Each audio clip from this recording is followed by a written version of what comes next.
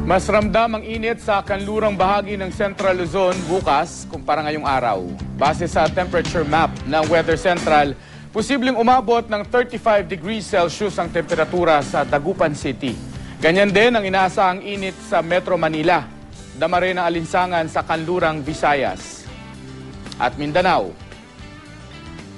Inaasahan namang magiging bahagyang mas presko ang panahon sa silangang bahagi ng bansa dahil yan sa posibilidad ng mahihinang pag-ulan dala ng easterlies ayon sa Pag-asa. Sa datos ng Weather Central, apektado rin ng mga pag-ulan na yan ang Kalakhang Luzon. May tsansa rin ng pag-ambon sa silangan at katimugang bahagi ng Visayas. Magiging maaliwalas naman ang papawirin sa gitna at kanlurang bahagi nito.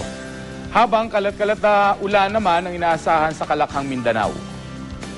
Para sa karagdagang weather update, puntahan ang website o Facebook page ng GMA Weather.